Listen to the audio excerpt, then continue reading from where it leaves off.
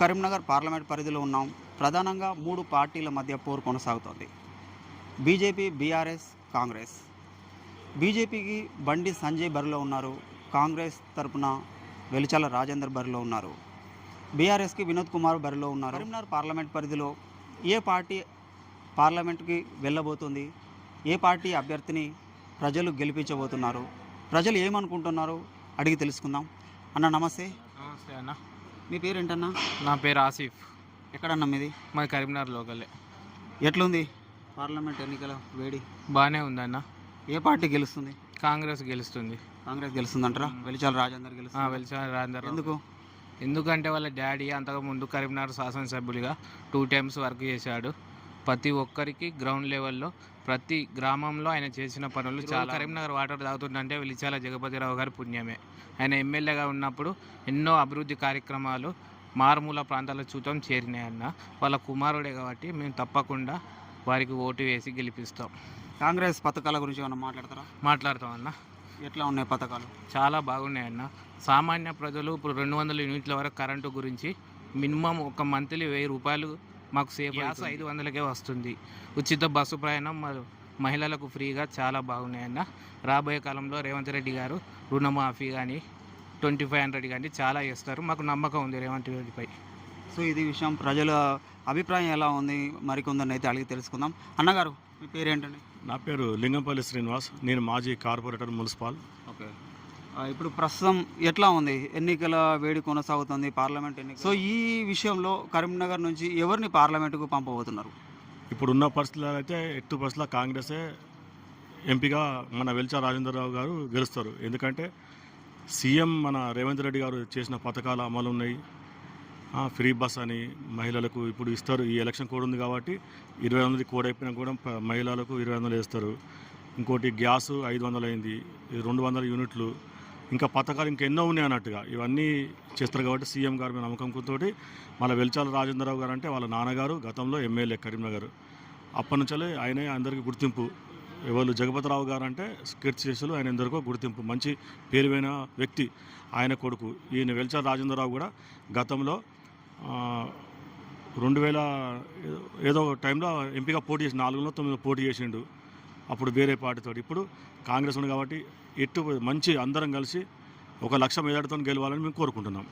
So పథకాల గురించి ఏమన్నా మాట్లాడతారా? మీ డివిజన్లో పథకాలు అందుతున్నాయా?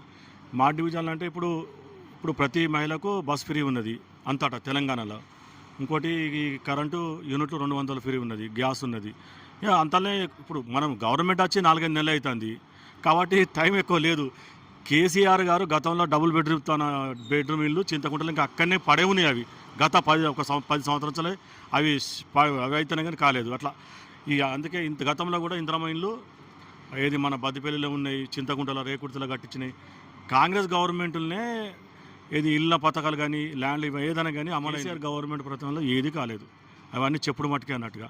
ఇప్పుడు ఈ ఎలక్షన్ కోడ్ అయిపోయిందంటే అన్ని పథకాలు అమలవుతాయి. మేమే చేసాం, మేమే అభివృద్ధి చేసాం అంటున్నారు వాళ్ళు. సో దాని గురించి ఇప్పుడు ఏ గవర్నమెంట్ అయినా వాళ్ళు చెప్పుకుంటారు, మీరు చేయలేనేది చెప్పుకోరు ఎవరు కానీ. ఇప్పుడు మేము చేసినామనంటే ప్రజలు మీరు చేసినందుకు ఫలితం ఏమి ఇచ్చిళ్ళు? ఎస్సీ ఇచ్చిల్లా, నువ్వు ఇచ్చిల్లా? ప్రజల ఫలితాల మీద ఉంటుంది కదా. ఏ లీడర్ అయినా, స్థానికంగా కార్పొరేటర్ అయినా, సర్పంచ్ అయినా, ఏవి లీడర్ అయినా కూడా ప్రజలు ఓటేస్తేనే ఒక లీడర్ అవుతాడు అన్నట్టుగా. ఇప్పుడు ప్రజలు ఎలాంటి తీర్పిచ్చిల్లు అనేది మేము చెప్పదు, ప్రజలే తీర్పిచ్చేసిళ్ళు. ఇది పరిస్థితి. కరీంనగర్లో కాంగ్రెస్ గెలుస్తుంది అంటున్నారు. అన్న మీ పేరేంటి? నా పేరు బండారి రమేష్. ఎక్కడన్నా? తిమ్మాపూర్ మండలం పొలంపల్లి గ్రామం. పొలంపల్లి నుంచి వచ్చిరా? ఎట్లా ఉంది కవ్వంపల్లి సత్యనారాయణ కాన్స్టిట్యున్సీ? కవ్వంపల్లి మాకు చాలా అందరూ ఒక మానకొండ నియోజకవర్గ పరిధిలో అతను ఏరి కోరి ఎన్నుకున్నారు. ఎందుకంటే గత 15 సంవత్సరాల నుంచి ఆయన పదవి ఉన్నా లేకున్నా ప్రజల కోసం ఆయన వృత్తిపరంగా కూడా ఎంతోమందికి పేదవారికి వైద్యం చేయించి అందరికీ అందుబాటులో ఉంటూ ఆయన సొంత ప్రొఫెషనల్ ఇడిచిపెట్టి 15 సంవత్సరాల నుంచి నియోజకవర్గ ప్రజల గురించే తాపత్రయపడ్డాడు. ఈరోజు ఆయన చేసిన కృషికి మొన్నటి ఎలక్షన్లో, అసెంబ్లీ ఎలక్షన్లో ప్రజలు ఆయనకు బ్రహ్మరథం. గెలిచినాక కూడా అదే విధంగా అందరికీ అందుబాటులో ఉండుకుంటూ గడప గడప కార్యక్రమం అని చెప్పేసి ప్రతిరోజు ఇప్పటికి కూడా వారి యొక్క సమస్యలు తెలుసుకుంటూ పరిష్కారం వైపు ఏదైతే సమస్య అధికారులతో మాట్లాడి అక్కడికక్కడనే పరిష్కారం కూడా చేస్తున్నారు. సార్ మీద పూర్తి విశ్వాసం ఉన్నది. ఓకే. ఎమ్మెల్యే ఎలక్షన్లో గట్టి మెజార్టీతో గెలిపించారు. ఇప్పుడు ఈసారి పార్లమెంట్ ఎన్నికలు వచ్చినాయి. ఈసారి ఎవరిని గెలిపిస్తారు? ఇక మేము కవ్వంపల్లి సార్ మాకు అందరికీ అందుబాటులో ఉన్నాడు కాబట్టి మేము కంపల్సరీ కాంగ్రెస్ పార్టీ అభ్యర్థి అయిన వెలిచాల రాజేంద్రరావుకు 100% మద్దతు ఇస్తున్నాం. మేము కూడా ప్రతిరోజు మా గ్రామీణ ప్రాంతాలలో కూడా చాలా అనుకూలంగా ఉన్నది. ఎందుకంటే గత 10 సంవత్సరాలుగా బీఆర్ఎస్ ప్రభుత్వంలో అంటే క్షేత్రస్థాయిలో ఏ పథకాలు కూడా ప్రజలకు రాలే. ఇండ్లు కావచ్చు, పెన్షన్లు కావచ్చు, రేషన్ కార్డులు కావచ్చు, ఇంక ఇతరత్ర చాలా అంటే పేదవారికి ఏదైతే అవసరం ఉన్నాయో దాన్ని బీఆర్ఎస్ ప్రభుత్వం నిర్వీర్యం చేసింది. వారికి అందకుండా అంటే పెత్తందారులకే వ్యవహారం ఇచ్చుట్లా అట్లా అయిపోయింది. అదొక దొర అంటే దొరల పాన్ లెక్కనే అయిపోయింది అప్పుడు. సో దాన్ని మొన్న అసెంబ్లీ ఎన్నికల్లో కూడా ప్రజలు దాన్ని బాగా ఆలోచించి ఓట్లేసి కాంగ్రెస్కే పట్టం కట్టిల్లు. అయితే ఈ ఆరుగారు ఇప్పుడు ఈ రేవంత్ రెడ్డి ముఖ్యమంత్రి అయిన తర్వాత కాంగ్రెస్ పార్టీ ఏదైతే 6 గ్యారంటీలతోటి అధికారంలోకి వచ్చిందో అందులో దాదాపు 4 గ్యారంటీలు ఇప్పటికే పూర్తి స్థాయిలో సక్సెస్ అయినాయి, అమలు జరుగుతున్నాయి. ఇంకా మిగతాయి రావాల్సి ఉండే. కాకపోతే వాళ్ళు ఇప్పుడు 4 నెలల పరిధిలో 2 నెలల వరకే వాళ్ళు ఒక బాధ్యతగా వర్క్ చేసిళ్ళు. ఇప్పుడు తర్వాత ఎలక్షన్ కోడ్ రావడం కొన్నిటికి కొన్ని పెండింగ్ జరిగిన మాట వాస్తవం. ఎలక్షన్ కోడ్ అయిపోగానే మిగతా వాటికి కూడా పూర్తి స్థాయిలో ప్రజలకు ఏదైతే గ్రామీణ ప్రాంతాలు కావచ్చు, పేదవారికి కావచ్చు, వారికి ఇప్పుడు 15 ఆగస్టు లోపు రైతు రుణమాఫీ అంటే ఇవన్నీ పేదవారికి ఉపయోగపడే స్కీములే. అంటే గతంలో వైఎస్ రాజశేఖర రెడ్డి గారు ఏదైతే ప్రజల గురించి పేదవారి గురించి ఆలోచించి స్కీమ్ తీసుకొచ్చిండో ఇప్పుడు అదే ధోరణిలో కాంగ్రెస్ ప్రభుత్వం ముందుకు పోతుంది. అంటే ఇప్పుడు మీరున్న ఏరియాలో ఏమనుకుంటున్నారు? ఇంటి పక్క వాళ్ళు కానీ ఇరుగు పొరుగు వాళ్ళు కానీ? మా ఏరియాలో అయితే అంత మధ్యతరగతి కుటుంబీకులు దాదాపు అందరూ పొద్దుగల పనికి పోతేనే వాళ్ళకు బట్టా పొట్ట వెళ్ళే పరిస్థితి ఉన్నది. వాళ్ళు ఏమనుకుంటున్నారంటే సరే కాంగ్రెస్ ప్రభుత్వం ఏర్పడ్డాక మాకు ఉచిత కరెంట్ వచ్చింది అంటే దాదాపు 200 యూనిట్లు అంటే ఎంత లేదన్నా మినిమం 800 నుంచి 900 వరకు వాళ్ళకు అదొక ఇన్కమ్ అంటే ఆదాయం అవుతుంది. అలాగే గ్యాస్ సబ్సిడీ పడుతుంది. రెండోది వాళ్ళైనా సరే వాళ్ళ తల్లిగారిళ్ళకు కావచ్చు, లేకుంటే తీర్థయాత్రలు కావచ్చు, వాళ్ళు సంతోషంగా వీళ్ళు ఒక ఆధార్ కార్డు చూస్తే వాళ్ళు ఎక్కడికంటే తెలంగాణ రాష్ట్రంలో ఎక్కడికంటే పోయే పరిస్థితి ఉన్నది. అంటే వాళ్ళకు ఒక మంచి అంటే ఈ గ్రామీణ ప్రాంతాల్లో ఎవరైతే నిరుపేదలు ఉంటారో వాళ్ళకు మనసుకు హద్దే పథకాలు అన్నట్టు ఇవి. అంటే వాళ్ళు ఎంజాయ్ చేసే పథకాలు. అంటే వాళ్ళ క్షేత్రస్థాయిలో చాలా ఎంజాయ్ చేస్తారు ఆ పథకాలు స్వీకరించుకుంటూ. ఇంక ఇప్పుడు ఏదైతే ఇంకా మళ్ళీ మహాలక్ష్మి పథకంలో భాగంగా 2500 ఏదైతే ఉందో అదొకటి ఇంప్లిమెంట్ చేస్తే ఇక మహిళలు దాదాపు 100% కాంగ్రెస్ పార్టీని కావచ్చు, ప్రభుత్వాన్ని కాబట్టి ఎన్నడికి మర్చిపోరు. అంత మంచి స్కీములు ఉన్నాయి. దాన్ని ఈ ప్రభుత్వం కూడా ఇంప్లిమెంట్ చేయాలని కోరుకుంటున్నాం. సో ఇది పరిస్థితి ప్రస్తుతం. ఇక్కడైతే కాంగ్రెస్ ప్రభుత్వం వస్తుంది, కాంగ్రెస్ పాలనే రావాలి అని కోరుకుంటున్నారు. ఇంకా మనతో పాటు ఉన్న వారిని విచారిద్దాం. అన్న మీరు ఎక్కడి నుంచి వచ్చారు? మాది కరీంనగర్ జిల్లా తిమ్మాపూర్ మండల్ పోలంపల్లి గ్రామం. మాది పొలంపల్లి నుంచి వచ్చారా? పోలంపల్లి నుంచి వచ్చినాం. అంటే మన డాక్టర్ కవ్వంపల్లి సత్యనారాయణ కాన్స్టిట్యున్సీ? అవునండి, కవ్వంపల్లి సత్యనారాయణ కాన్స్టిట్యున్సీ. ఎట్లా ఉంది? చాలా బాగుంది. అంటే సార్ని గెలిపించుకున్న తర్వాత కాన్స్టిట్యున్సీలో కూడా చాలా మంచి పనులు చేస్తూ ఉన్నాడు. సో మంచి టాక్ ఉంది. మేమేమంటున్నామంటే కరీంనగర్లో గత 10 సంవత్సరాల్లో ఒకసారి బీజేపీకి అవకాశం ఇచ్చారు, ఒకసారి టీఆర్ఎస్కి అవకాశం ఇచ్చారు. సో వాళ్ళు చేసిన అభివృద్ధి అనేది ఏమీ లేదు. ఈసారి ఖచ్చితంగా జనాల్లో ఉన్నది ఏమని ఈసారి కాంగ్రెస్కి అవకాశం ఇద్దాం.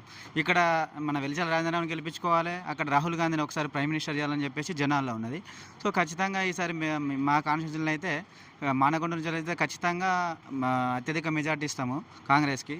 నెక్స్ట్ వచ్చేసి ఈ కరీంనగర్ పార్లమెంటు మొత్తంలో అయితే ఈసారి వెలిచాల రాజేంద్ర గెలుస్తారని మేము అనుకుంటున్నాం. మీకు పథకాలు అందుతున్నాయి మరి? పథకాలు అందుతున్నాయి. మేము చిన్న మధ్యతరగతి కుటుంబీకుల నుంచి వచ్చినాం కాబట్టి 200 యూనిట్లు కానీ మన ఈ ఆరోగ్యశ్రీ 10 లక్షలు పెంచిండు. సో ఇట్లా ఒక 4-5 పథకాలన్నీ అమలవుతున్నాయి. దానివల్ల మాకు మంచి ఆదా అవుతున్నది. మంచి ప్రభుత్వం మీద కూడా మంచి. విలేజ్లో టాక్ ఎట్లా ఉంది? విలేజ్లో 80% వరకు కాంగ్రెస్ వైపే ఉన్నది. అంతేనా? 80% వరకు కాంగ్రెస్ వైపు ఉంది. ఎందుకంటే ప్రజలు ఇప్పుడు వచ్చినాక ఒక వితిన్ 2 మంత్స్ లోపలనే ఈ కాంగ్రెస్ ప్రభుత్వం అనేది ప్రజాపాలన ప్రభుత్వం ఏర్పడ్డది కాబట్టి మంచి మంచి పనులు చేస్తున్నది. అంతకుముందుకు ఏంటంటే గత 10 సంవత్సరాలు ఉన్నది ఏంటంటే మొత్తం దొర ప్రభుత్వం నడిచింది. అసలు పథకాలు అనేది ఓన్లీ అక్కడ ఆ పార్టీలో ఉన్న కార్యకర్తలకు, ఆ పార్టీలో ఉన్న వాళ్ళు మాత్రమే అందినాయి. కానీ మా ప్రభుత్వం వచ్చిన తర్వాత ప్రతి ఒక్కరికి చిన్న అంటే పేదవారికి ఖచ్చితంగా పనిచేసే ప్రభుత్వం అనేది ఇప్పుడు నడుస్తుంది ప్రజాపాలన.